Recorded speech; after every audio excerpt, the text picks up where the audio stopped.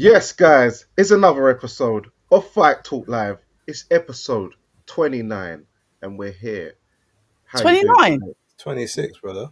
Is it 26? Yeah. Oh, sorry. It's the We're on, 29th. it's the 29th on episode I'm feeling it, 26. man. I'm Sorry, feeling it. guys. So, yeah, how's it going, everyone? All good, Danny. Just making the most of this British summer. The all 3 days of it that we're gonna get. Hmm. It's been an interesting week. I've had a very interesting day already, but show must go on. It's all good.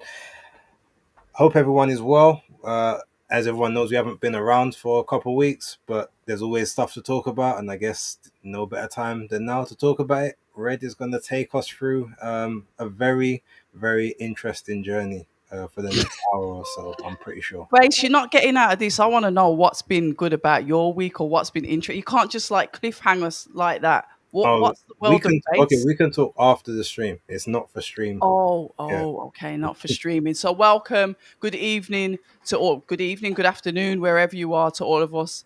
It's glad to be back. We've had a weekend full of British fights for once, which has been good, which is good for us.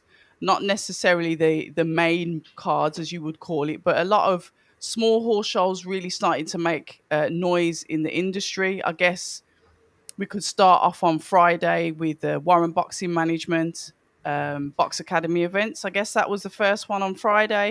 I had the privilege to be on that on comms along with Nardo and Jermaine. Pester was on there. We had a few guests. I liked that card a lot, and I'm not saying it because I was there commentating.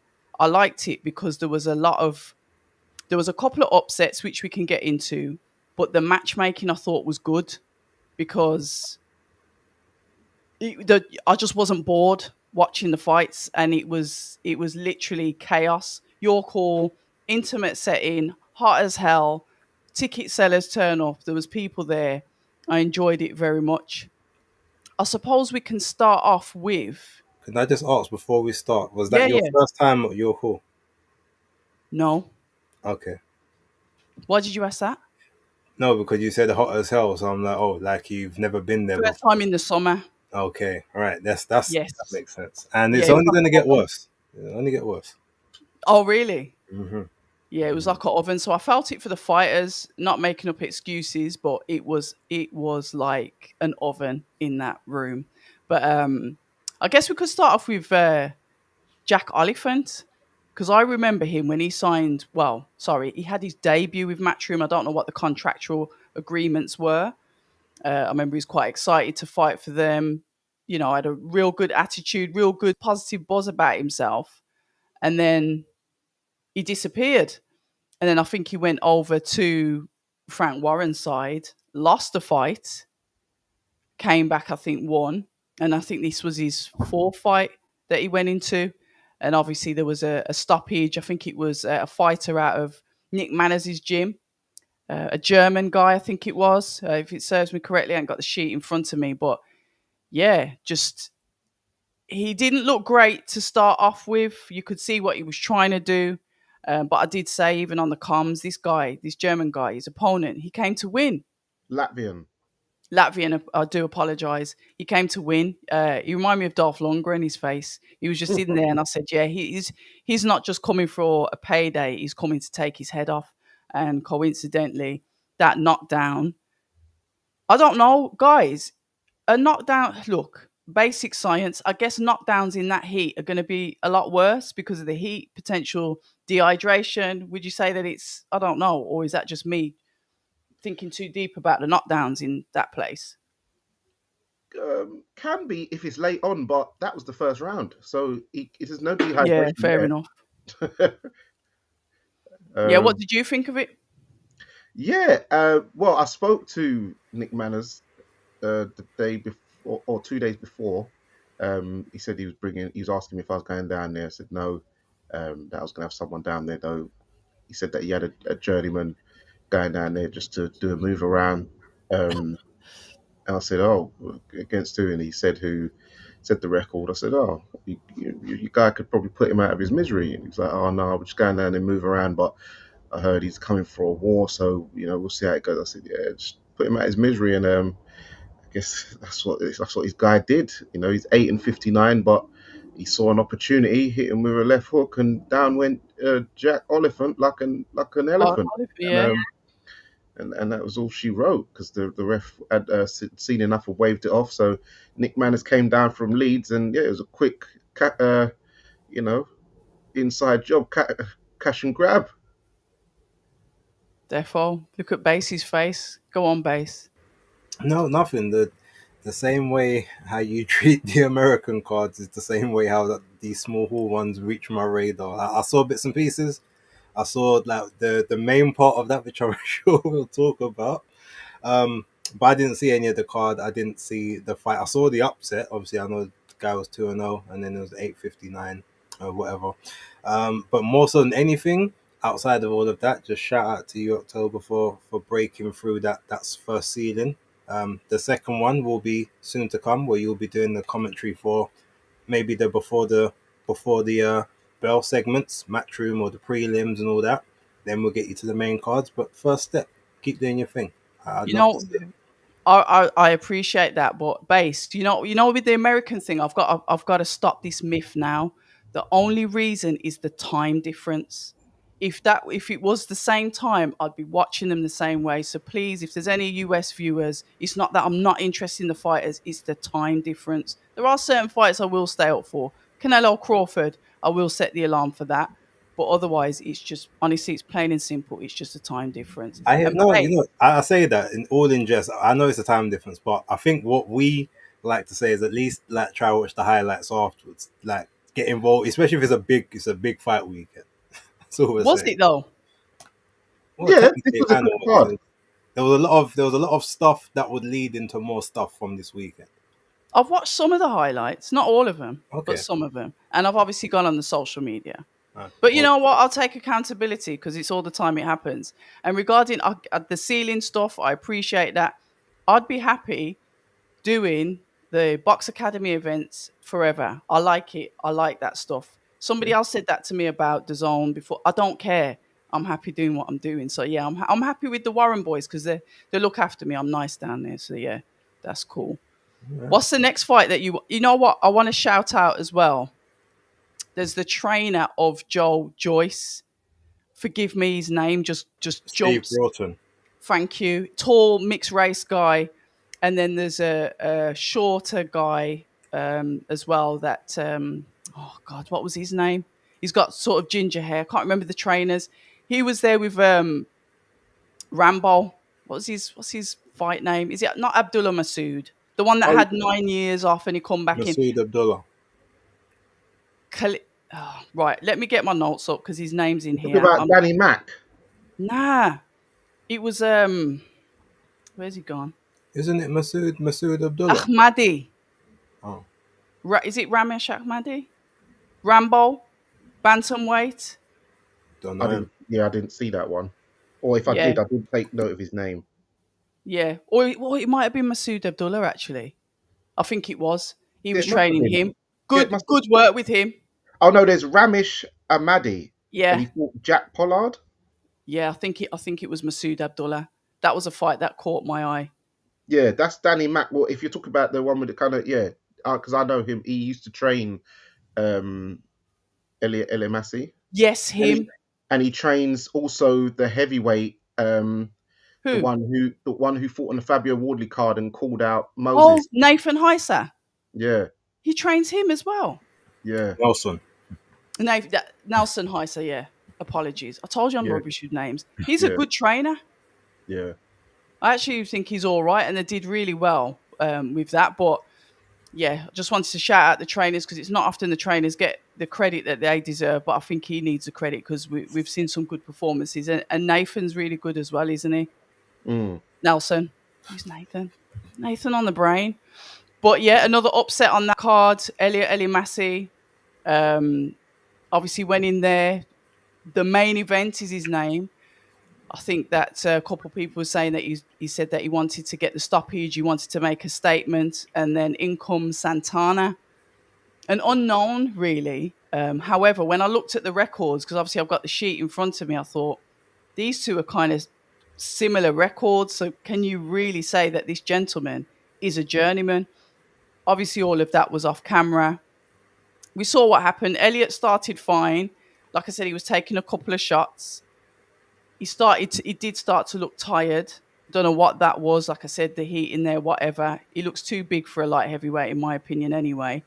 But it was the culmination of shots that's coming in from Santana, not necessarily power, because I was sitting next to, I think it's Khalid Ali, that's a friend of Elliot's, and he was saying he's not doing much, and I was like, but he's not going away.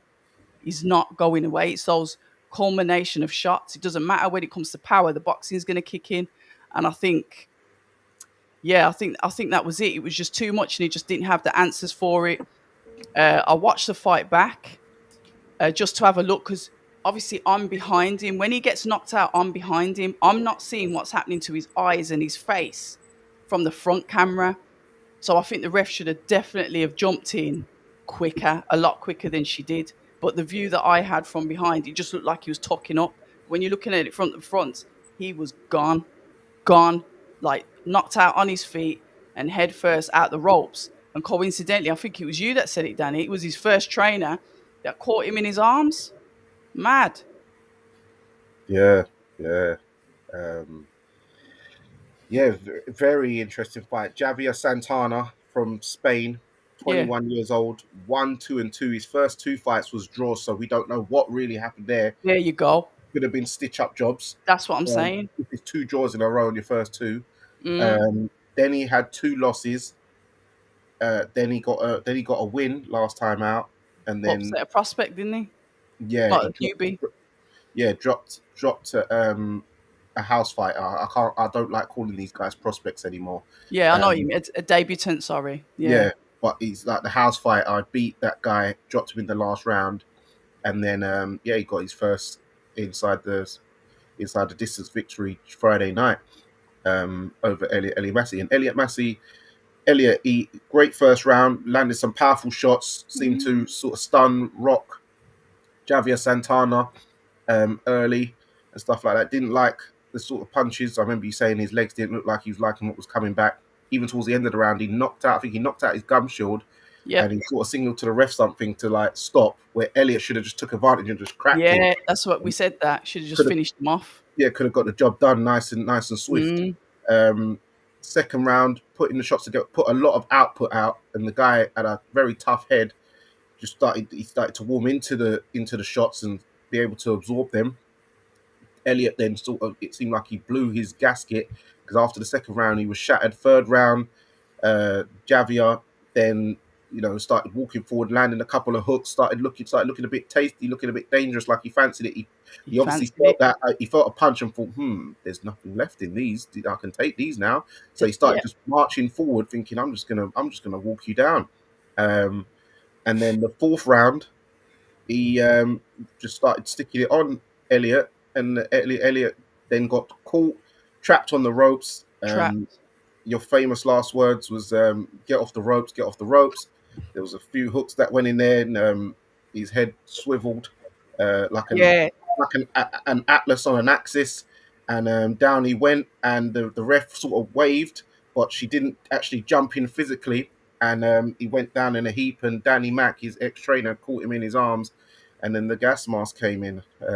It was a very bad knockout, but he is very big for a light heavyweight. He might need to think about going up to cruiser. I spoke to a few people who's even sparred him and said who were light heavies, and they said, they saw him and they thought, this guy is one of these fluctuators where he could look decent in a gym, but then on fight night he's not going to be the same man, because he's going to deplete in himself.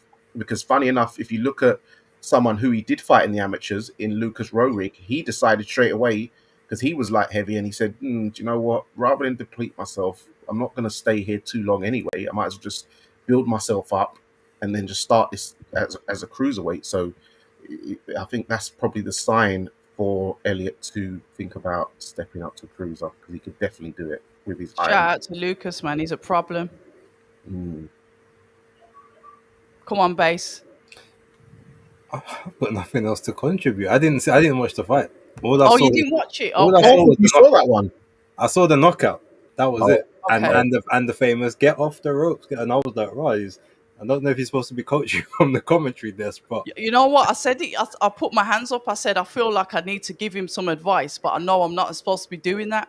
But when I seen him get clarted up on the ropes, all of that just switched off, and I was like, "Get off the ropes!" I hear it. Like grab and clinch, move, because I knew that it was curtains from when I saw him on the ropes.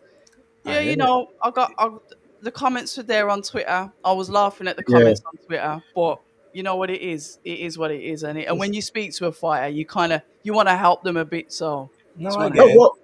it. well, if you remember, famously, if we go back to 1989, Mike Tyson versus Frank Bruno the first time, Frank Bruno lands his first punch after getting dropped and mash up.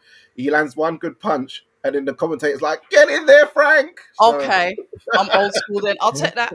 it I'll can take that. happen. I it mean, can happen. it just makes it seem funny. Obviously, now you have a nickname so early on in your career as the main event, and then you end up getting knocked out on the prelims. It's a bit poetic. I mean, look, is he going to?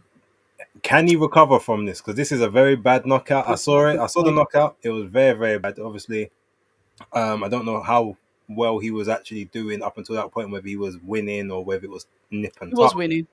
But yeah, look, his issue is going to be at the moment if he's been sort of boiling himself down to Yeah, 175. That means obviously he can make the weight. Whether he can make it safely or not, he can make it. But that also means that he's going to be a very, very small cruiserweight for a period of time. yeah. Now, correct me if I'm. He's 23, right? Or is he older?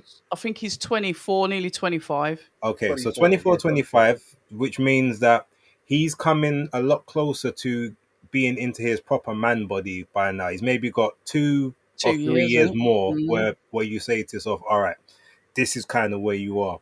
If he's able to get to 175 now, can he put on the weight effectively to be able to compete with those guys that are naturally going to be coming down from 220 to I 25 don't know. possibly? That's where I think the I problem hear might that. be. um but I've seen him some of his amateur stuff. I did see his first professional fight. There is something there. I just don't know how much of a something there is after seeing what I saw. And again, with that situation going up to that division, there's not a huge deal of names up there right now, but there's a lot of very good fighters. Punches. And Yeah. can he hang with those? So yeah, that's kind of what I'll say on that. But I know that he was one of your new favorites to speak to and you know assess. So how do you feel? Yeah.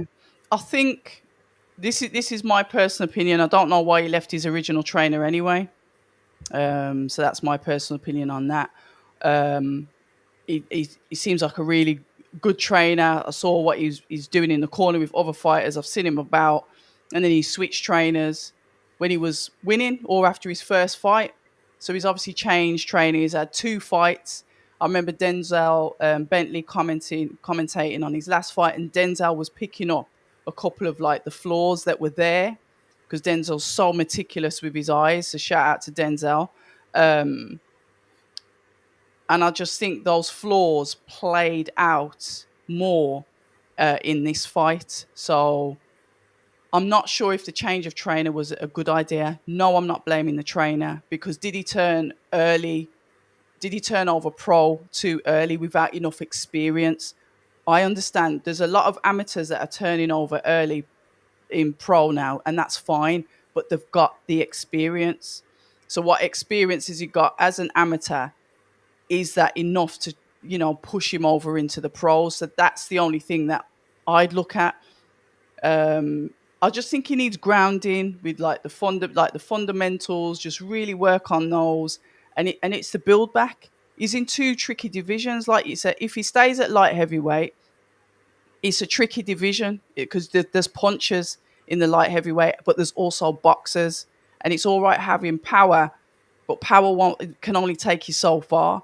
You need to be able to have that skill to match it. Then when you go up to cruiserweight, they're heavier punchers. Cruiserweight's known for like the knockouts.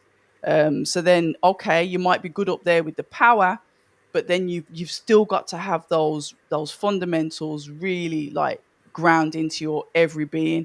So yes, of course he can come back. Age is on his side, but I just think I'd probably just look at the training strategy. That's the one thing that I'd say, because I thought the other geezer that he was with was fine. Okay. No disrespect to this one either. I don't know much about him, but I'm just saying. I said it to Connor Walker, Danny and Bass. I said it to Connor Walker. Why did you leave your trainer when you was winning? And Connor bit my head off. He got really defensive. So I understand it's a touchy subject. Fair enough if you're losing under them and you're not really improving under them, then yes, but why leave if they're okay? If it isn't broke, why are we constantly trying to fix things? Could it have been a logistical thing? I really don't know. Because I know some of them, they change the trainer because they need to go, or they want to get away from the comforts, and they're like, I need to be as far away from where I am. That's what some people do it for, but I don't know about him. But yeah, look, like I said, shout out to Elliot. I mean, for now, maybe we change the nickname to like the comeback kid, or the redemption song or something like that. The comeback kid, I like that one. Because that's what we got. We can't be the main I event. like that. Not right now. Not a 2-on-1. That's crazy. Two All right, and so where one. we going Right. next? Yeah, main event. The actual main event, Zach Chelli. Oh, didn't see it. So you guys. Yeah. Zach Chelli, he'd come back. He kind of like got put in a bin. Was with Boxer. We know the story with them. So he got put in a bin after he lost to Callum Simpson, who's Boxer's guy anyway. Zach Chelli was always a good fighter. For some reason, he changed from his dad. He stopped using his dad as his coach. But this time on his combat fight when he fought Heppel, who brought down a lot of people from up north. So shout out to him. He definitely sold some tickets. They were screaming in my ears for him to like push forward and finish the job. But he's gone back. Young Zach went back to his dad, which was nice to see. We saw some aggressiveness. It's almost like he's got points to prove, and that's what he was doing all the way through the fight. He was almost like, I'm going to prove to all of you like that I am worthy, that I need to be back there. And I think the Warren Boxing Management, I think they've signed him anyway, so I think he's with them, and they're looking to probably put 3 or 4 shows on a year to start off with. That was show number 4, and I think the next one's coming up in autumn. So yeah, so good for him. He got the W. Base, you didn't watch it, Danny? Yeah, I saw it. The main event. Zach Chelli versus Jack Heppel, who was 5-1 going in. Looked good at the weigh-in. I hadn't seen him fight before, so I did expect Zach Chelli to win house fighter. I was surprised he was fighting, still for an English. He's gone back, innit? Yeah, gone backwards. After he's beat the likes of the American. Tony Sims Jr. Yeah, Tony Sims Jr. No, Anthony Sims Jr. Sorry. Who goes by the name of Tony Sims Jr. as well, but yeah. Oh, I thought it was Tony Sims. I thought that's a trainer. But it's Anthony, isn't it? Yeah, it's Anthony. Yeah. Tony?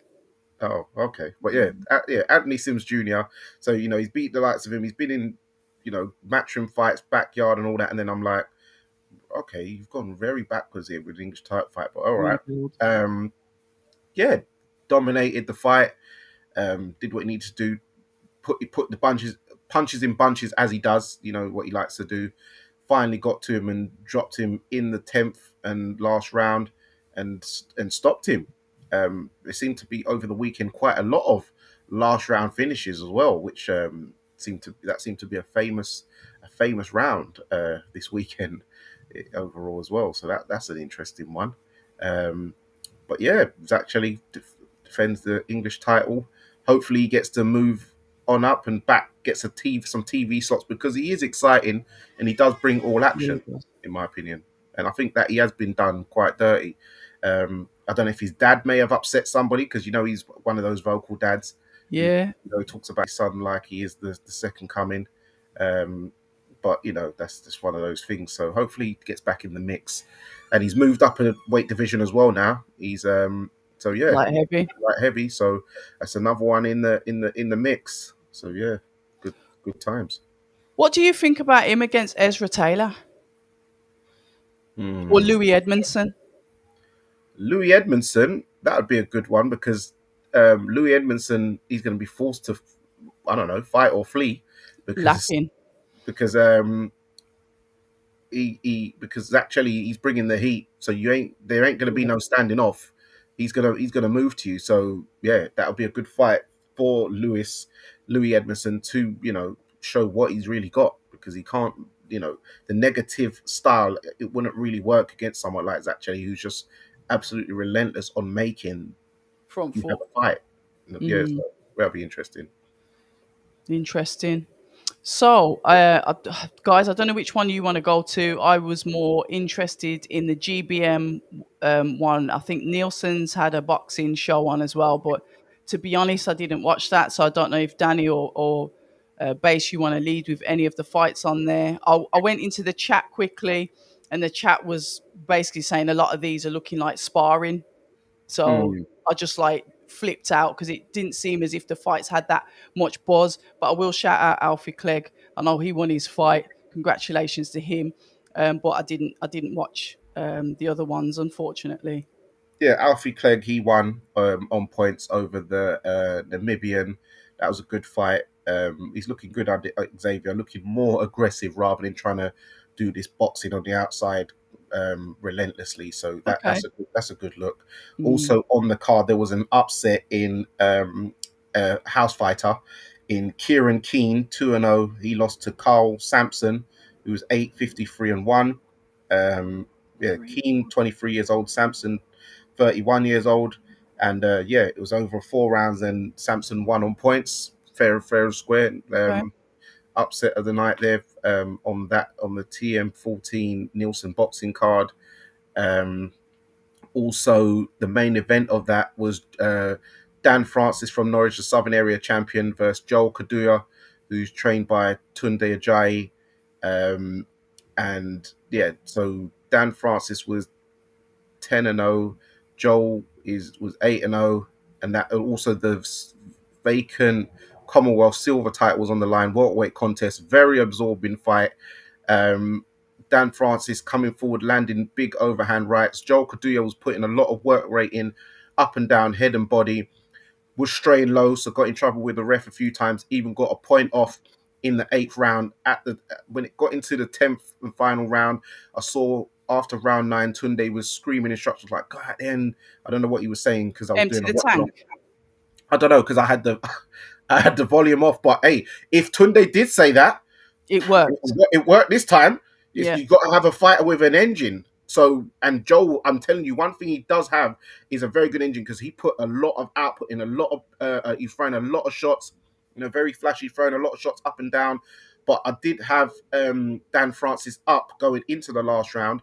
Then, Oh, as Dan's come out early doors, in the 10th and final round. Joel's hit him with I'm telling you, he hit him with like a Terence Crawford jab, the one that he landed on Kell Brook. And that sent Dan sort of like reeling, hit him with a double left hook. Dan went over, Dan went over, and then he got to his feet, Joel Kaduya, the finish was sensational. okay. Fair play to him. He hit him with 24, I counted it, 24 lead hand shots, and 18 of those were left hooks. It was just like bam, bam, bam, bam, bam, bam, Doing the uppercut, Josh bam, Kelly. bam, bam. No, it was better than that. It was more than that. He hit Nice. him with 24 lead hand shots, no rear hand, and 18 of them were left hooks. And he hit him with the final shot was a lead uppercut. Dan's, reeled into the ropes and the ref Ooh. jumped in. 10th and final round, it was come from behind victory, but it was a close fight, close-ish fight. But I had him definitely a few rounds up, and Joel needed that in the last round, Okay. especially as he But got he a did point it. taken off, and he got the job done. Big celebrations, everyone jumped in. I saw Archie from Soul Power Gym, Tunde, Anthony Yard was in there, big ads, and I think it was a very emotional thing because James Cook will be looking down, smiling like, "Yeah, boy, Oh, mate." he was in his corner as well. Yeah, yeah, yeah, yeah, yeah. So, Wow. it would be a very, Yeah. very, very fitting time. And Tunde's got another champion, 2 belts in the welterweight division. And yeah, Joel's looking really good. That's his second stoppage, and funny enough, it's the second opponent who's actually come to win, because the first one who come to win was when he was on Okay. he made his when he featured on the boxer card, but before that he was going to points. But a lot of guys, those journeymen, they'll try Yeah. and they might feel something early, and people's like, he's had what was it, 7 fights and no knockouts, but then he got on the boxer card and he took out the guy, I think, a bit quicker than Conor Walker did. And then obviously with Dan Francis unbeaten, who's Mm. sparred the likes of Conor Benn, Josh Taylor, um, Sean Porter. So he knows, and I know him. He's a friend of mine, Dan. And so yeah, but that was a very good win by Joel. So yeah, well done to Team Stamina for Sale. And basically, you watched that one as well, yeah? I love this. Well, This is I recommend you do go back and watch it though. It's a good fight. That was no, the one on I'm gonna YouTube, watch that right? now. Yeah, it was on YouTube on Seconds Out, and Talk Sport was the sort of presenting it. You had Not Denzel Bentley TalkSport, and but it's broadcast on TalkSport. yeah, Spencer Oliver and Denzel Bentley presenting, and then commentating. The presenters was Radio Raheem and Melissa Zad. Okay. I'll check it out. It's just Night of Champions took my focus, and I had a few other bits and pieces I was doing yesterday. But I'll check it out. I was in the process of watching Brad Ray and Shakan Pitters a couple of hours ago, but had to stop that due to a part of the thing I was dealing with, plus the pup. So yeah, I will watch that later on. Or I'll Yeah, finish it off, I should say. yeah. Shout out to Gradis Kraus again as well on the GBM card. I watched Gradis and I watched obviously Shakan. So those are the two fights that I watched on there. Please feel free to jump in if you watched anything else. Gradis, once again, really good pressure fighter. I've watched him spar, so I know what he's like in sparring. And obviously I've watched his fights. And light heavyweight, he's an issue because he's robotic. And when I mean that, he's a switch goes off when he goes into the ring. He's very spiteful, naturally evil in the ring. There's no emotion with him. He's just cold. You'll be like, yeah, there's something about him that not a lot of fighters do. He just switches off, goes in there, seek and destroy. A little bit like Daniel Dubois when you talk about that mentality of just cold, just straight in there. And he's proving himself. He got another early stoppage. I hope he gets a fight where he can get some rounds in. I've seen him hold back in sparring when he could have got people out there in sparring as well. But obviously in the ring it's different. He just goes straight in for the kill. But I understand that they need to step him up. Like, they don't want to rush him, but they need to step him up because he really does need to get some rounds in at that division. I don't know, Danny, what are your thoughts on him? Yeah, he was fighting some guy McGuigan, the light skinned brother. But yeah, I thought he had a recently different name before. Yeah. something McGuigan the guy had. Yeah, I know. Yeah, I've seen him before, yeah. Yeah, and yeah, I've seen him fight a couple of times. Now, obviously, you put him on my radar, Gradius Kraus, trained by Peter Fury. Yeah, good light heavyweight edition. Got the slick hair and that, got that. Yeah, traveller community, but in Holland. Oh, he's a traveller. Yeah, he's sort of travelling community, but from Holland. Because he's got the Yeah. traveller hairstyle, but I just thought he was one of Yeah. them. Oh, them some of them man from around the Netherlands and German. They like that little The slick, traveller community, yeah. little what do you call it, Max Smelling type hairstyles. So Mm. yeah, like even because he's got that, even that, him and even Lucas, they got that kind of same region face because they're around the same sort of region. But yeah, no, very very spiteful. As McGuigan was on the road, he just went, bam, slammed one in. The ref had to get in there because he was about to make it start getting ugly in there. But yeah, I like the way he's repping the Dutch colours. And yeah, another good fighter trained by Peter Fury.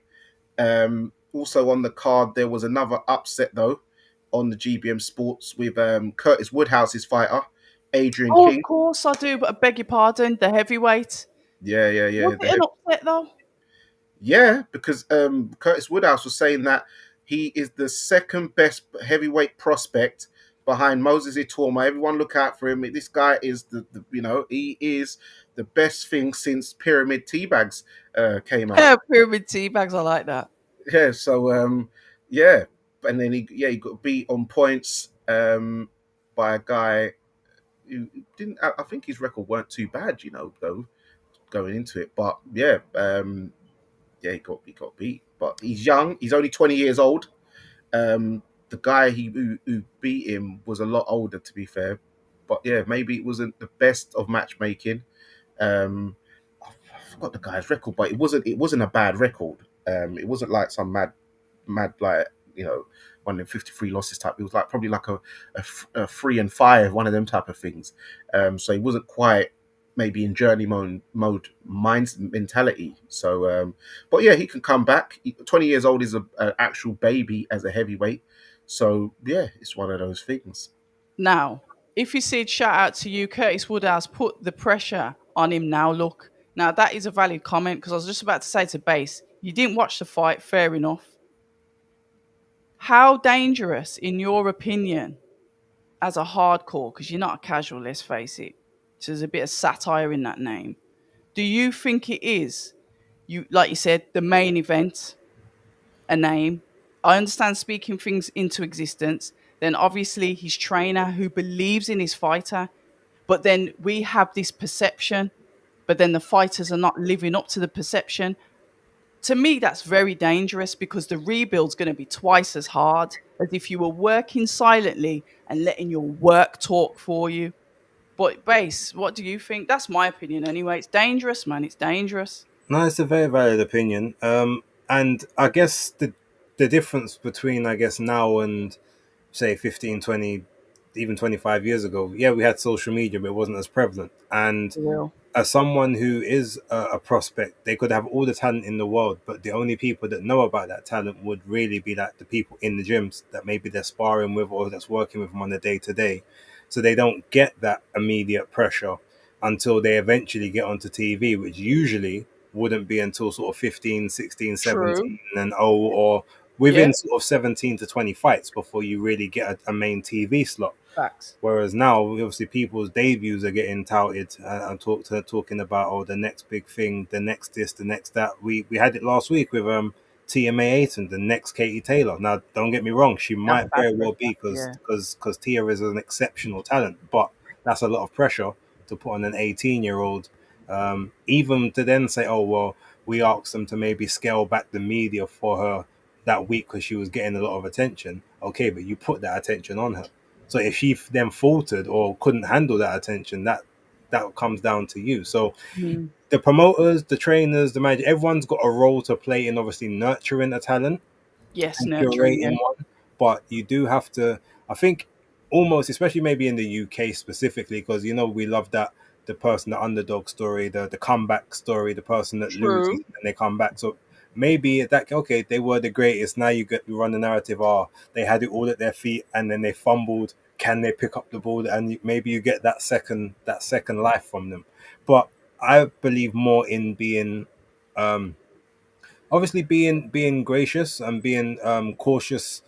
I'm not cautious, sorry, being emboldened about the talent that you have, but Yeah. just saying, understanding, this is a work in progress. But this person, if they keep on the straight and narrow, keep drilling it in. If they can't stay on straight and narrow, if they take it serious, Mm. if they get their diet perfect all the time, all that stuff, you drill that in and say they could be the one in 2, 3, 4 years time.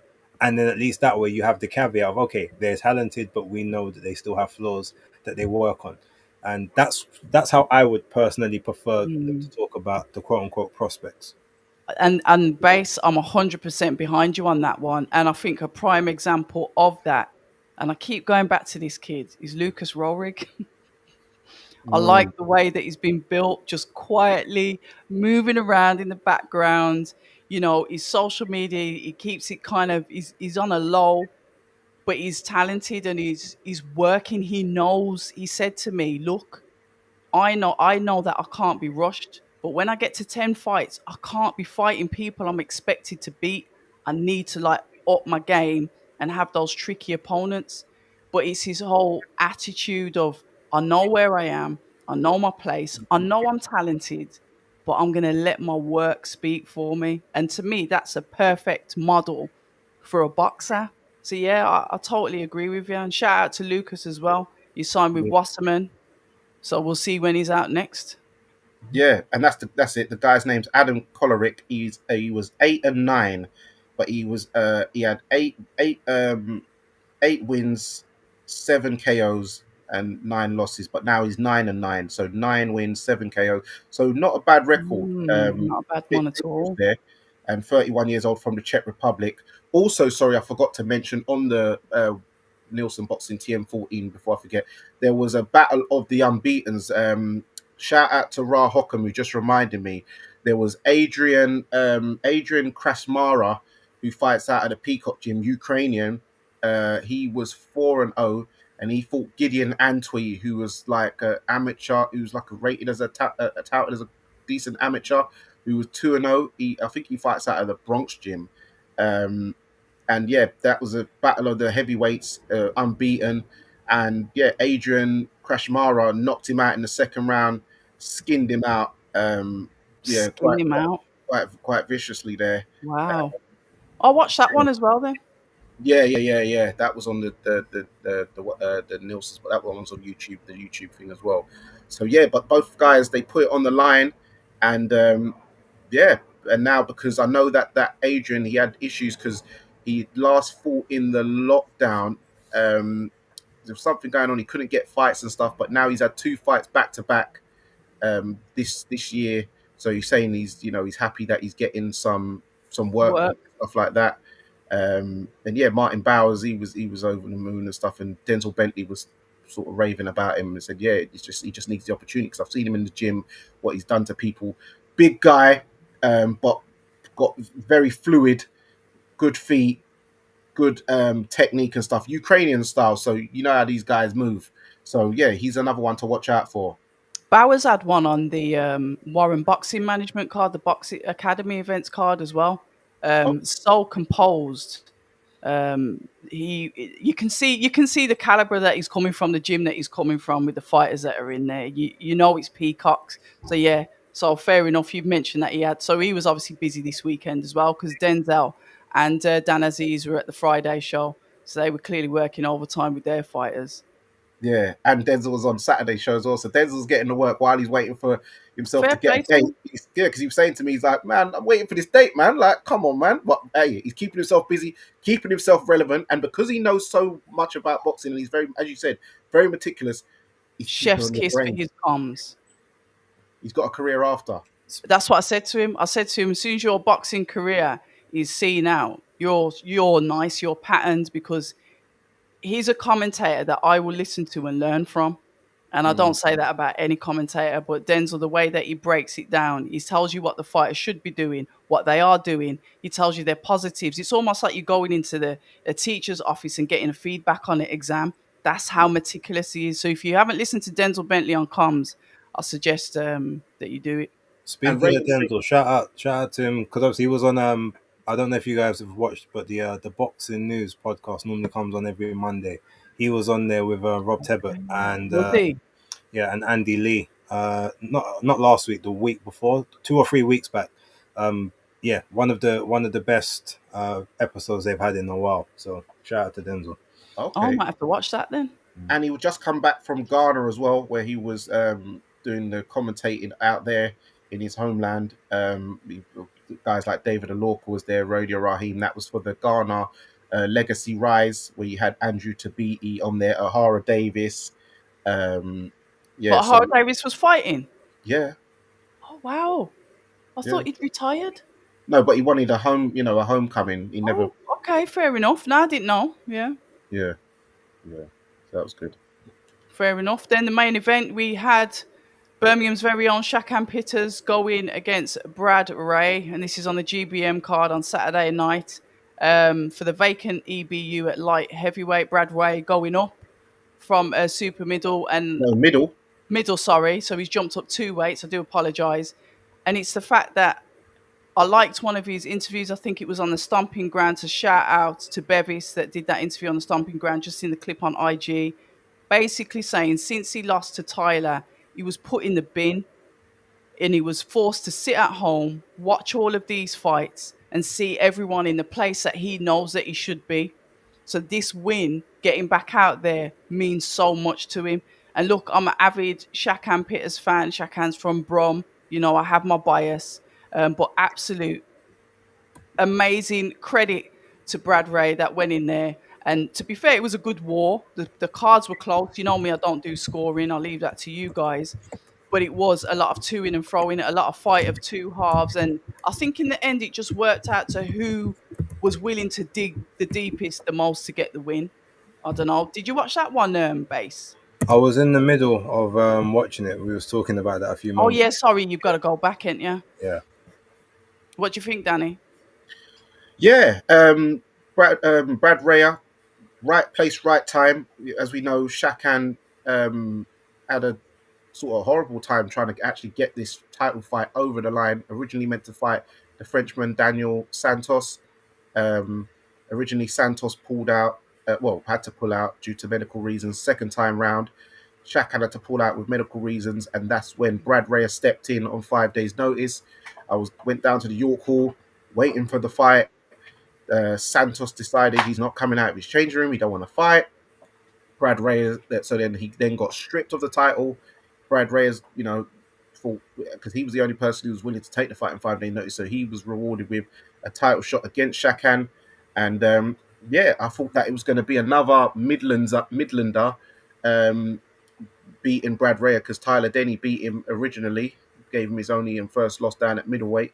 Yep. He jumped up 2 weight divisions. He's 6'4", so he would have been struggling to make that weight division. Shakan Pitt is 6'6", had the height and reach, very wide back, abbed up, looking very chiseled in the weigh-in.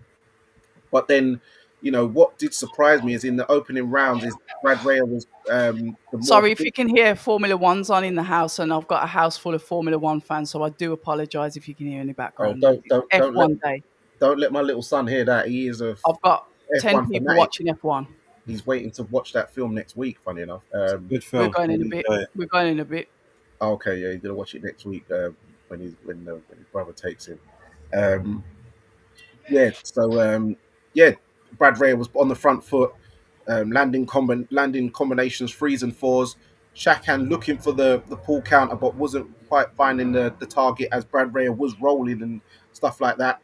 Shakan was getting behind the jab, but was sort of straying along the ropes a bit too much for a man who's naturally the bigger man, the taller man, and the more heavier man, naturally, I would believe. Yeah. He was letting Brad Ray sort of dictate the pace and sort of force him back, and was given the early and sort of was losing the early rounds. Shakan did then start holding his feet, standing his ground, working on the inside. Both men working on the inside well for two tall guys for light heavy. They both started doing some good inside work to the body and head. Shakan then started getting the better of it, actually putting his punches together.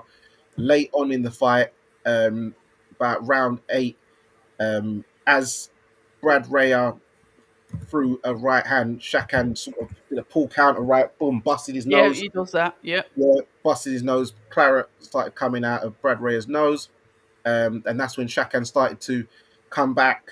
But then I think he won. I gave Shakan the 8th, 9th, 10th, and 11th. But then Brad Raya really started slamming on some hooks in the 12th round and took the 12th round. I remember even early he caught Shakan. I think he like the second round with a big hook.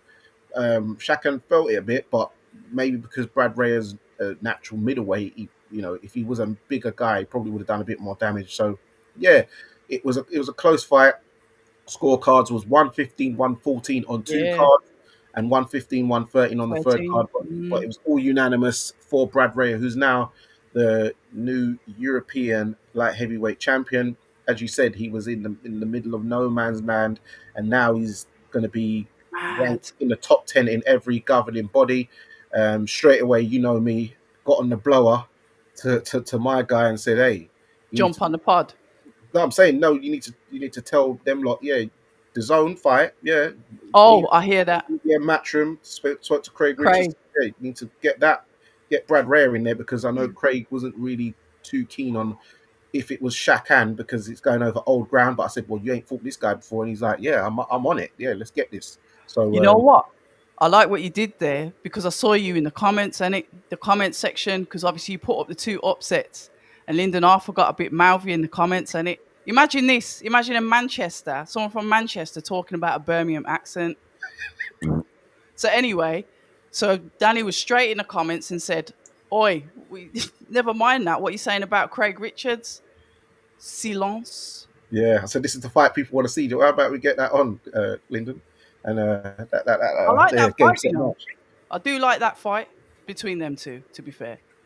Yeah, yeah. But yeah, congratulations to Brad Ray. Commiserations to Shakan. He's been through so much, like personally, losing his father. He lost his sister, a couple of years before that. He's had a rough time. He was hospitalized himself. All of this he spoke about. And to still go in there and put on an absolute war, entertaining for us guys, you've got to respect the two. Does it warrant a rematch? No, I think it's time for both of them to just find their paths and run with it now. Yes, we'd want to see exciting fights over and over again, but I think that's just it's done what it needed to do. But hopefully we'll see Shakan back out again soon, guys. Danny and Base, because the Americans is your forte, especially Base. Base is like our US correspondent based in London, UK.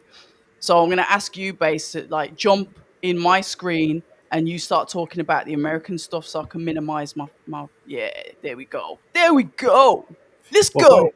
funny enough, I didn't actually watch too much of it. I saw, again, as I said, I was more engrossed in sort of Night of Champions and then late night, as we know. I Mm, watched a lot of the prelim stuff. I got back to see the highlights of the main, obviously, card. Obviously, with it being pay per view, I decided I wouldn't purchase it, so I stuck to that particular principle. However, there were some very good fights on there from what I saw. Now, the first one, I guess we could probably talk about. Just as a side note, very quickly, Holly Holmes came back after 13 years away from boxing. I think it was, or maybe 15. 12. Is it 12? No, Yeah. she. Jeez, that's a Oh yeah, long time. 2013 2013. was the last one. Yeah, 12 years, 12, 13 years. Um, but now back in boxing, and she won on. I think it was every scorecard they gave her was 100-90. Um, which was surprising. Obviously, going there against a 10-0 Mexican, you'd expect you going to have a bit more problems than she did have. But fair to her, she did her thing. That was the main event of the prelims card. Mm. Then let's talk about the one round blowout at the start of the main card between Floyd Schofield and Tevin Farmer. Danny, whether we've seen the fight or not, I don't think it matters because it lasted all of like 98 seconds, I think. So, what did you think of the of Floyd Schofield's performance and the fact he was very, very emotional in tears at the end when they announced his name as the winner? Yeah, I saw your basis picks. I did think Floyd Schofield was gonna win, but I did think on points. As we saw, Tevin Farmer gave a very good account of himself against William Cepeda in over 24 rounds. The first fight, I even thought he could have maybe even nicked it. It was Mm. 22 rounds, so the first Oh one yeah, was 10 rounder. oh yeah, sorry, 22 rounds. And yeah, we couldn't put a dent in Tevin there, even though his stoppage record was very high. But yeah, 30 seconds in, Floyd Schofield's hit him with a big right hand, and down he went very heavily. I was absolutely shocked. I was like, oh my good grief. He went down very hard. I was like, oh my word, he's got up, um, you know, sort of having the sort of tick thing going on. The commentators thinking he's nodding that he's okay, but he was saying to the ref he's okay. Floyd Schofield's jumped on him, a few more big hooks, down he's gone again, and he's got a very wobbly this time. But the rest probably thinking because it's Tevin, give him a chance, and then Floyd Schofield's gone in there, boom, boom, and that was all he wrote. I can imagine Papa Schofield was, you know, see, I told you, You mean Shakur. Mama Shko? Mama Schofield, Shakur. I told you. But yeah, very shocking result. But yeah, it was very emotional. The post fight interview where he was talking about the comments about what happened in February, where he had to come off the card due to illness, and he Okay. felt like not being in this world anymore, sort of, taking matters into his own hands. Oh, He, bless him. yeah, he spoke about he wanted felt like retiring from boxing. I remember a lot of this stick is coming because of his dad, because him as a person, actual Floyd himself, Junior, he's a nice little kid. You know what I mean? Kid Austin. He's a nice lad. Um, but yeah, it's good to see that he's that would have relieved a lot of emotion. And he said that he was upset that he did have to fight Tevin Farmer, who he looks up to as a friend, probably as a very big bro. Um, Tevin probably thought he was going to school him, but yeah, sometimes it's the young man's game, and yeah, Floyd Schofield's putting name on. So now everyone's now thinking, oh, we want to see him in there now with these big boys. We want to see him in there with Tank. We want to see him in there with Shakur. We want to see him in there with these guys. So yeah, I'm looking forward to it. Well, I mean, if that's the case and we want to see him in there with these people, that's all well and good. But now there's no more pullouts against H2O Silves. There's no more Floyd, Shakur Stevenson and all of that situation. There's no asking for insane amounts of money against Abdullah Okay. Mason right now. Because his reputation is rocky at the moment. Most of that is probably because of his dad, which we can all admit sometimes, the fathers in the game make it a lot harder for the sons to be liked. And he is a genuinely um, good guy just Mm. overall. But that doesn't take away from the fact that there's been some ducking, some very, very blatant ducking that's gone on in his build up so far, whether that's on his part or the dad's part. But now, after doing what you did to Tevin Farmer, being like the first person since I think what his sixth fight to stop him, there's no going back. So shout out to him. Well done. Red, I know you obviously didn't watch the card, but did you see the highlights of of the knockout or the knockdown? Yeah, I did, and I wasn't comfortable with seeing Tevin like that. And I have the utmost respect for all fighters, but I'm not sure if Tevin should carry on. He's a veteran in the game. We know what he has done. We know he's a name. We know him. I'm just not comfortable, obviously, with him carrying on. I know that he's a bit cross-eyed anyway, so I mean that with no disrespect, but I just think just probably just allow it now.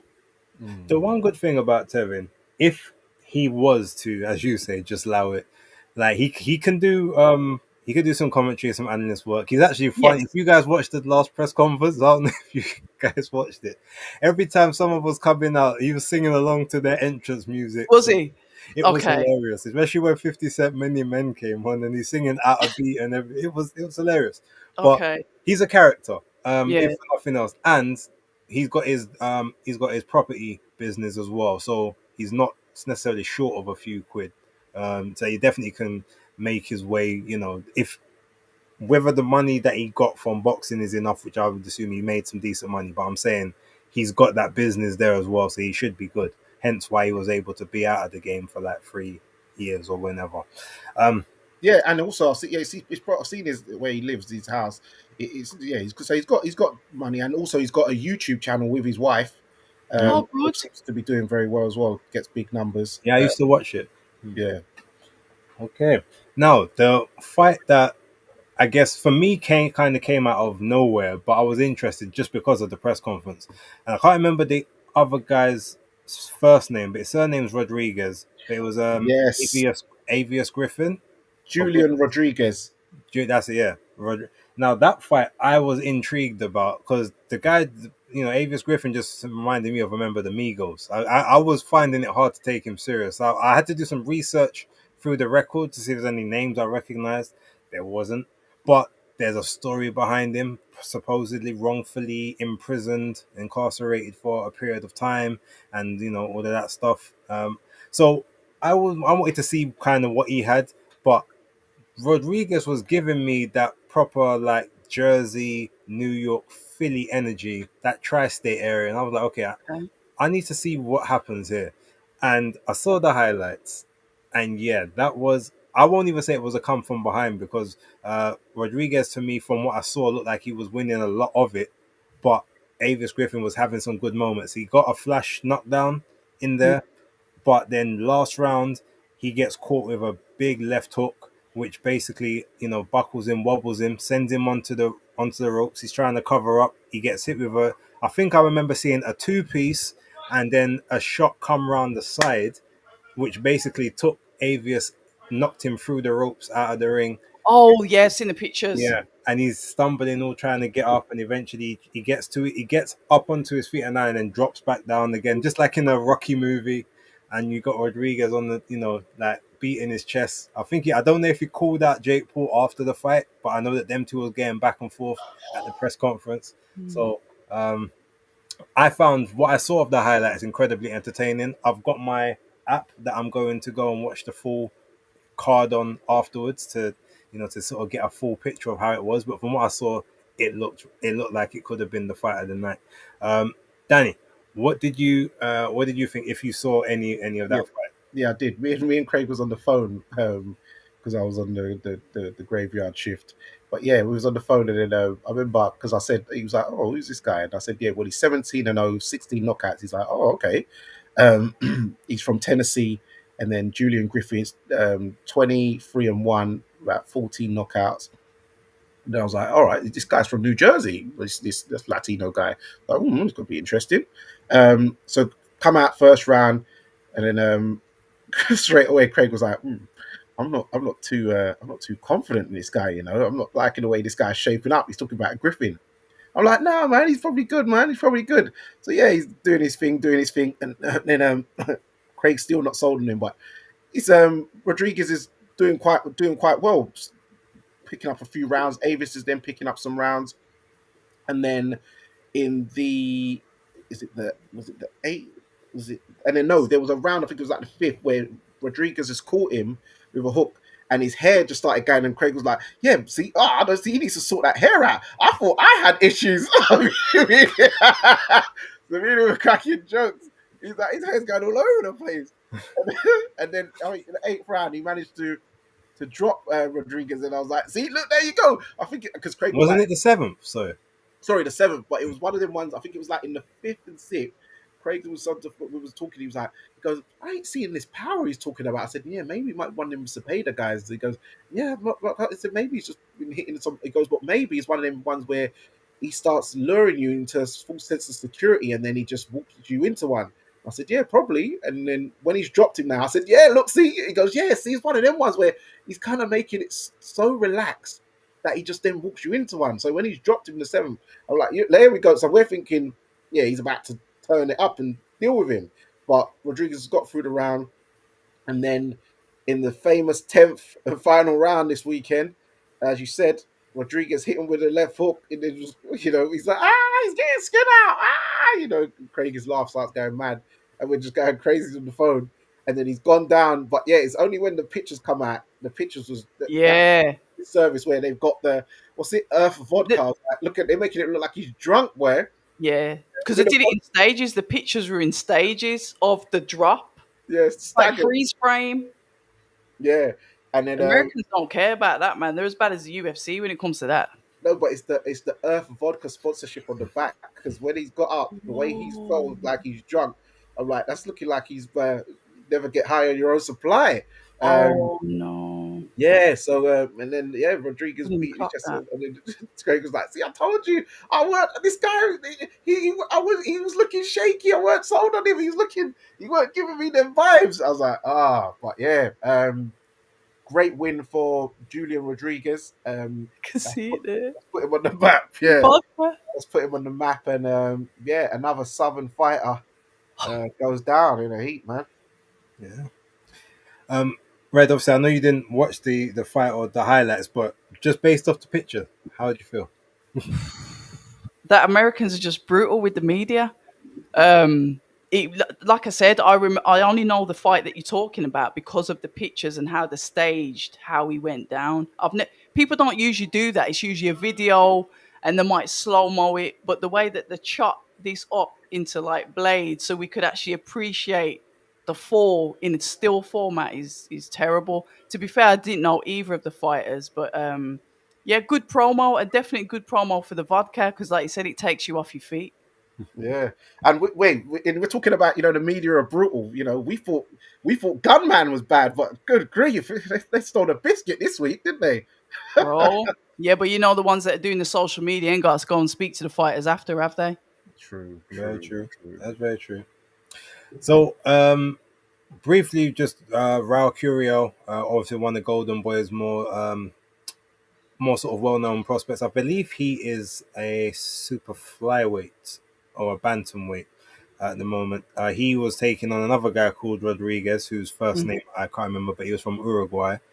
Um, Not really much to say there. He got a quite decisive victory. Uppercut broke the guy's nose. I think in the fourth or the fifth round, he From kind an of went, uppercut. yeah, from an uppercut. Beautiful. That must have landed absolutely beautifully to do that. Check your if you check your DAZN app afterwards, they've I'm looking. I'm on there. that's yeah, the fight highlights. They've got the highlights of the event on there already. So He came out in the hat, didn't he? Which we yeah, know is always bad news. yeah.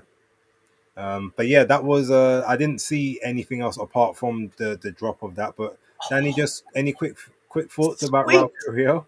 Yeah, it was weird that he come out in the hat, the Mexican thing, but he had like this Hanukkah kind of the lights, the kind of Jewish thing across it, which was a The bit, Hanukkah. yeah, that the Hanukkah thing across the robe, which was a bit confusing. But yeah, Maybe it's mixed race, Danny. It does happen. maybe, Maybe. um, yeah, biracial. Um, 2025, Danny.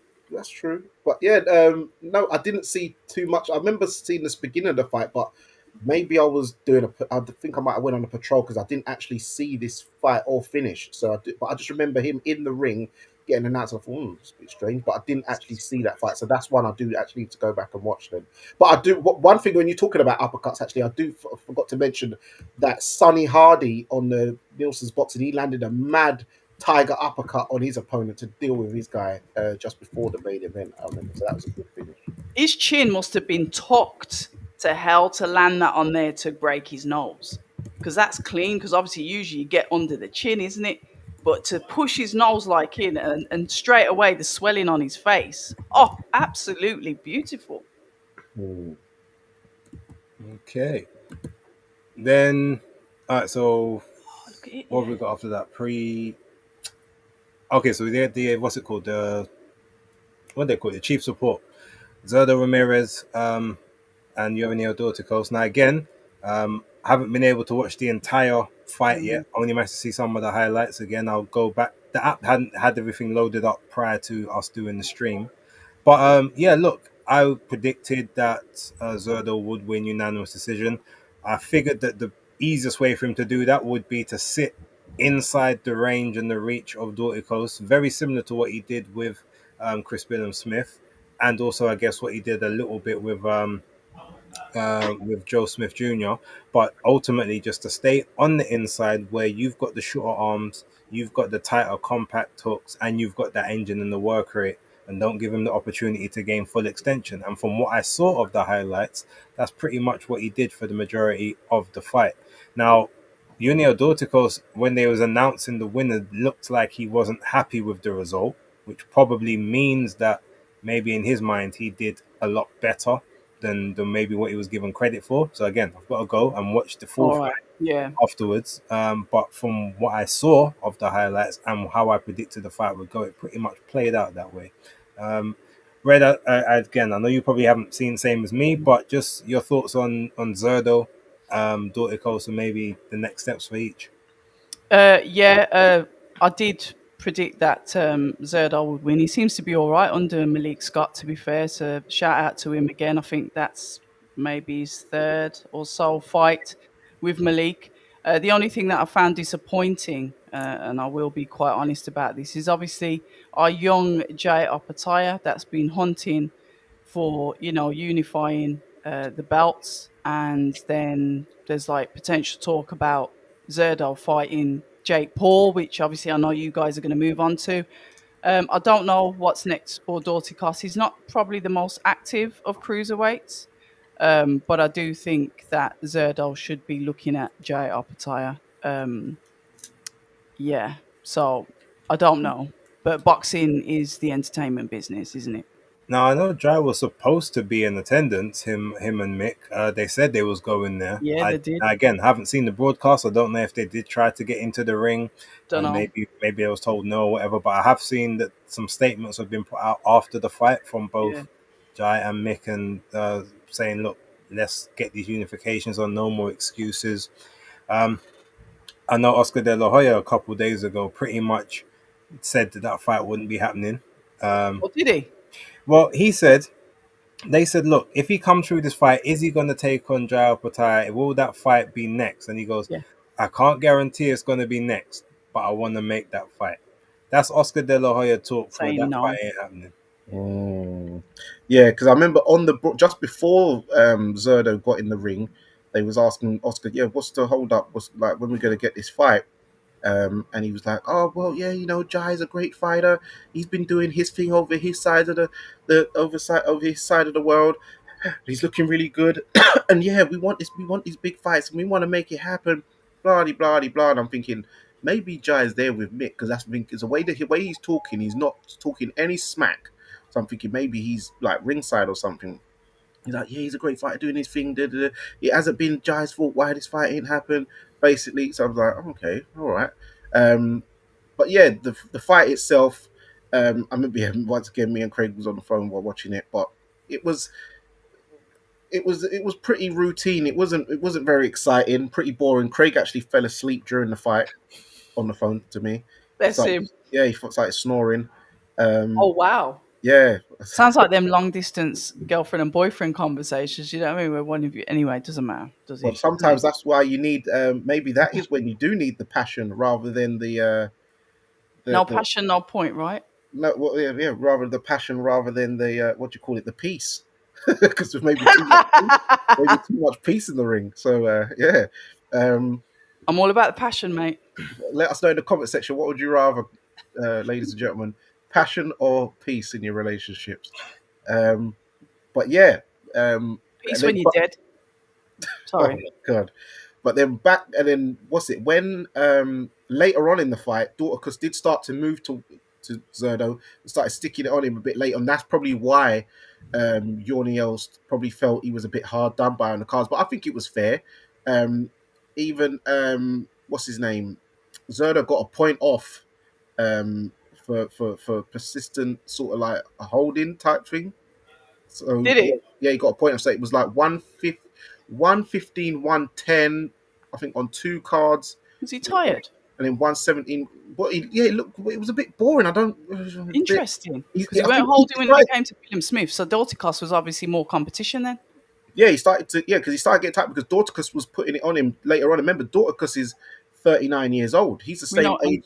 He's the same age as Mike Perez. But even though Zerdo is 34, but that's still relatively a good Boxing age. years is miles apart. Yeah. Yeah, miles apart as a cruiserweight. Um, so yeah, but that's probably why Dorticus felt he might got. I don't think he surely couldn't have thought he won because he definitely didn't win, but maybe he thought the fight was closer. But yeah, Mm. I thought the scorecards was pretty fair, but it wasn't an exciting fight, and I even had to relay the scorecards to Craig when I finally managed to wake him up on the phone, and then.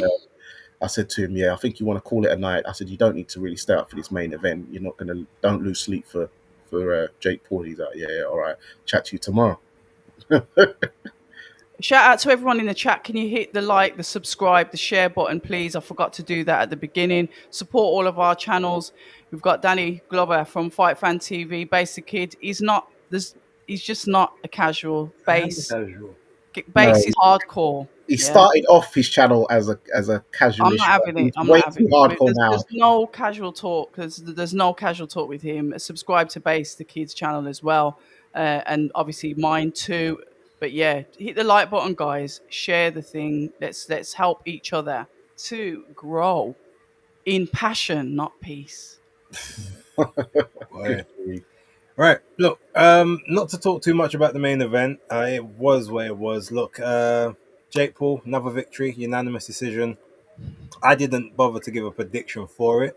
I don't really have much of Julio Silva Chavez Jr. at the moment, just to say what he is. What I will give him, I'll give him credit in the last 3 rounds. He did try to put up a fight. first 4 to 5 rounds didn't do much. Now this fight I actually did see because the stream platform that I had, I went onto it, and as I went onto live stream, the fight was just starting. Now imagine this was at 5:30 in the morning, which is a Mm. damning indictment of the timings. They really don't care about us. But that being said, another good victory for Jake Paul, who look is still a novice. He's a pro boxer. Like I will give him that Yeah, distinction. I've 100%. gave him that distinction from time, but he's given the same. He's fighting the same level of people that regular boxers would usually be fighting after about 13, 14 to 17 fights.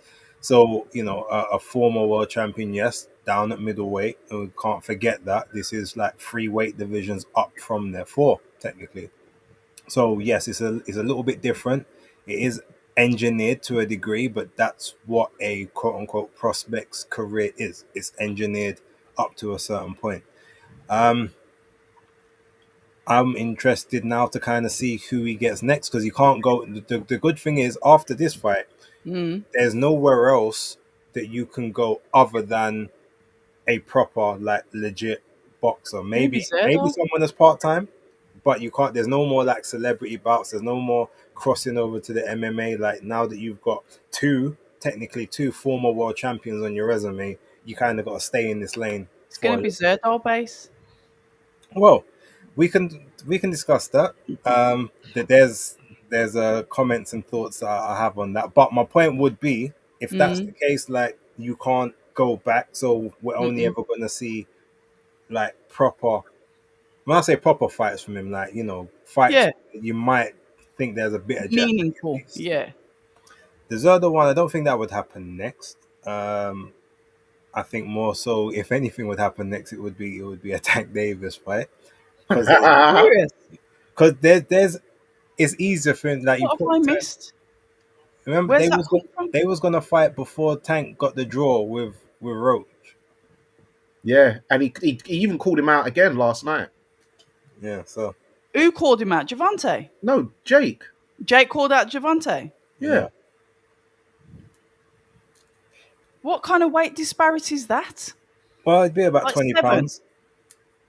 Because if Tank walks around, say at 165, 170, Jake Oh, would have does to he? come in about. He'd have Oh. to maybe do a catch rate of 190. But that's Tank with a belly though. Yeah, I know that, but That's his walk around, like you Yeah, said, no, isn't it? because His we've walk seen him in around. the kitchen dancing with his belly. yeah.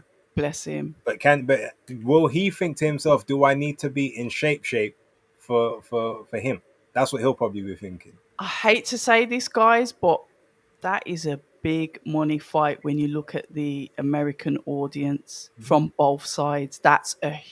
Sorry, but that's a huge fight. It's it's crazy, but it's still huge. Yeah. Mm, yeah. So fair enough. That will probably, yeah, whatever. You can't even think linear with boxing anymore. It's not linear. It's all over the place. Yeah. And what do you think of it? Well, the fight. Oh, good grief! I actually locked off after. Yeah, I hung up me and Craig because I said, yeah, I'm gonna. I think I just decided to just do a little bit of work, and then yeah, then apparently WBO going to rank Jake Paul. No, it was top 20. I heard, or top 15. I think he was going to. They're putting him number 15, which makes him eligible to get a shot at a world champion, i.e., if it's Zerdo or Badu Jack. Um, so yeah, yeah, I did read that earlier today. So interesting, but yeah, the fight. It's to me, it seemed like because I even read the comments afterwards on Twitex, and it kind of resonated with what I thought when I did watch it back because and I thought, it looked like he got paid to not throw no punches for the first 6 rounds, and then said, "Yeah, all right, we'll have a little go towards the end." Because once he did start throwing punches, he won those rounds, Chavez Jr. But he didn't throw no punches and just stood there like a heavy bag, while Jake Paul's like teeing off, not hurting him or anything, just doing defensive drills. It was weird. It was just like, Defensive drills. I like that. yeah, it was looked a bit. That did because people was even talking about the Tyson one looked a bit staged, but this one looked like, Yeah, they said oh it was man, staged in the. this looked choreographed. But how pissed did his dad look? Yeah, because remember, Julio Cesar Chavez Sr. is the greatest Mexican of all Listen, time. I Yeah, would it's have. I'm not even gonna embarrassing. say. I'm not saying it online, but No. As I'm if I was expecting minimum belt to come out when he gets home. Minimum. no, yeah, like yeah, take that bandana off. Don't tell nobody down the bar that you're my son. His dad looked pissed. Like, remember, it was embarrassing enough that he got beat by an old retired Anderson Silva back in Oh, 2021. Now okay. you've been beat by Jake Paul. Oh, come on. But And the thing is, it's like he sold his soul because I know he could have beaten him. He decided but to throw no Woody, I punches. can't wait for Base to jump in on this because he's gonna know more about He Junior than threw no me. punches. Like you watch this fight, it looked fake. They did say that in the comments. Yeah, no, he did. He didn't throw any punches for like 6 rounds, but then in round 7 he tried to throw a couple, and had a bit of success. But Jake still won that. But then rounds like 8, 9, and 10, he actually tried to swing some big left hooks. I don't know if he was thinking, oh well, maybe this guy will gas out, and then I can just catch him with one, because he was. They were saying, I think someone said on commentary, um, is he's not trying to put his punches together. He's just looking for that one perfect punch. So Okay. maybe if that was the case, and that's what they said, his idea is, all right, tuck up, make you expend all this energy now, and then I can catch you with something later on. Um, Obviously, left it way too late. He even said, "Oh, I lost the first 5 rounds, so I had to come back from the 6th round, and I feel like I did enough, but maybe I started a round too late."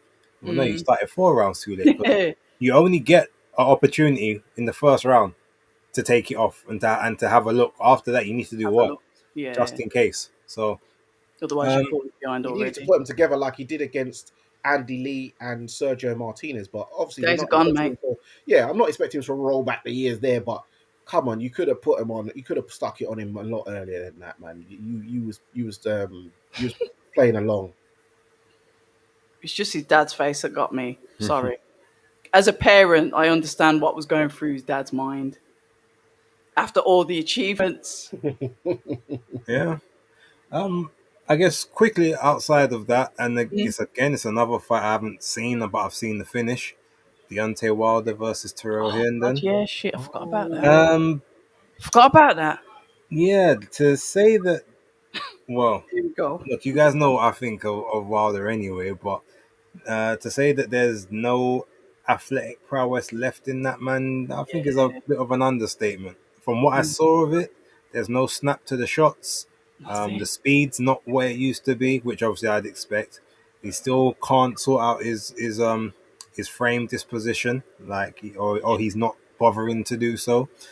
From what I did see though, his jab looked a little bit better than it has done as of late. So maybe that was Okay. the Malik Scott influence.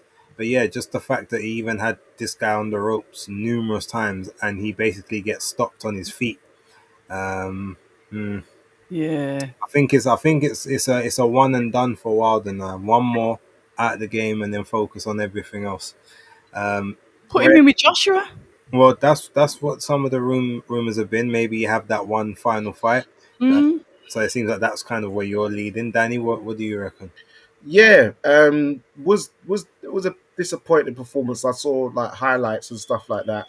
Um, yeah, definitely the explosiveness of the 1-2 is not where it was anymore. It was like it was a 1-2, whereas before it was boom boom. Like so that he's definitely lost speed, which is very sad to see because that was the main part of his game, which we all like to see. Mm.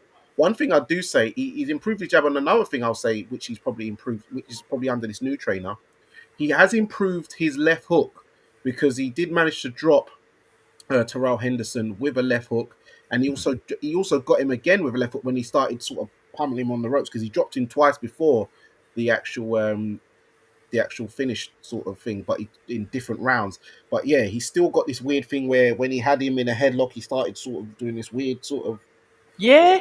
It's pinata. like it's like he's got that. You know when you break your arm in them comedy films, you have the two sticks that hold up your arm. Have you ever seen that? that's his stance. Yeah, Yeah, yeah, yeah, it was like yeah. Hangman. He was doing the Hangman type thing, and Bro. oh, you do, or you go like this, where you go, a little body pop move. He's like doing that on the bread on the side of his head. What on there, sir?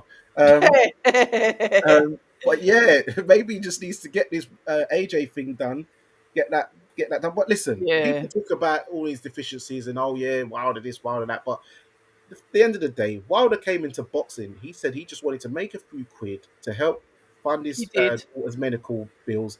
He did had no intention of becoming a world champion. In that process, he managed to win a bronze medal in the Olympics. He's managed to be a heavyweight world champion in America and won it properly, not like how Charles Martin did, where the guy took a step forward and broke his knee in a freak accident. He made untold defenses, pay per view, um, made big money, and he's achieved. Um, so yeah, he's He's overachieved done what he needed to do. done more than his mission, Mm. especially out of someone from Tulusco, Alabama. There ain't no fighters coming out of there, in the South. The man are, in the cornfields, making moonshine. But he's done very well for himself. So pick Wow. up the Don't Alabama don't Slammer. diss the conch. The conch No, no, no. hold I'm the saying most big up the militant Alabama of Slammer. people. No, Us country folk. I like country guys, man. Country's the best because Yeah, we're hard out there. no, listen, and listen. I rate what he's done, Passion. and he's brought the excitement to the heavyweight division.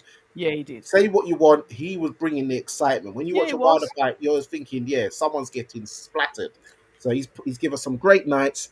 But yeah, get the AJ fight done. AJ, I I imagine, think would so. probably knock him out now, Yep. and then AJ can fight Fury in their last fight, and then him and Fury can go off to the sunset because this era of heavyweight division is coming to a grand closing. Of course it is. AJ Wilder, They don't want to let Fury, go though, Danny. Dillian White.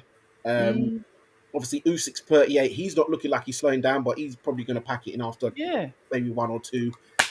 So yeah, and then it's on to the next gen. So these guys just need to hurry up, get this over, done with, and do their thing. But big ups to all of them. Before I switch it back to you, Red, and you can Close sign us off. up, because I know that you like a heavyweight and you like to look at the next crop. Did you by any chance watch the Joshua Edwards fight on the prelims of the Jake Paul fight? No, but do I need to, base? I think you'll like Joshua Edwards. Oh, He's okay. 6'3", about 220 pounds, dark skin. Is he from Congo? No, Congolese. he's American. Oh, he's Oh, FBA. Yeah, but I oh, think he's from Texas, so I think oh. Hold on. Oh, No, no, just tell me the name again so I can have a oh, quick look. Joshua Houston, Edwards. Houston, Who? Texas. Joshua Edwards. Oh, let's have a look. He's from Houston. Just have a quick look. Ignore me Okay, when yeah, you're. yeah. He's been boxing since I think he was like 6. He's 25 now. He's Oh, he's former amateur experienced. Olympian for the States, signed by Golden Boy.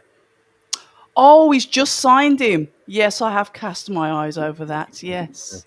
Yeah, Okay. calls himself the Rocket. Obviously, Houston Rockets, so it makes sense. Yeah. We'll have to see how Well, far his he fight, can go. he had a good knockout in his Did fight. he? So it was a 1 round, first round knockout. So, Okay, I need to check that one out then. I didn't see that but one. he's got some decent footwork. Like him versus Atama in like 4 years, Oh, you reckon? 3-4 years, I could see it. They were part of the same generation now, so Oh, Yeah. he's south. and, Yeah, he's south. and you would have to do it before obviously he hits 30 because Moses will be like 24, 25. So There's a he bit has. of David Banner about him. Good spot, base. Good spot. You're welcome. Anyway, followed. Anyway, ladies and gentlemen, for those of you that have tuned in, thank you so much for your time this evening. Like I said, please hit the like, the subscribe. We do this show probably once every couple of weeks. Just keep your notifications on. We're not going to stick to a strict routine because one of us will flop, and it's probably going to be me. I'll put my hands up. But when we're here, we are here and we are here in full force. Shout out to everyone in the chat that's put their 50 pence worth in. We value all of the comments. Even though we can't get through all of them, we value every single one of them. It's been an absolute pleasure to be joined by Base, who is not the casual, the kid, Danny from Fight Fan TV. Ladies and gentlemen, until the next time, au revoir. Over to you, Danny. And there you have it, guys. It's another episode of Fight Talk Live. It's Danny Glover. It's Base the Kid. It's October Red. And remember, guys, persistence beats resistance. You know where it is. I'm a casual.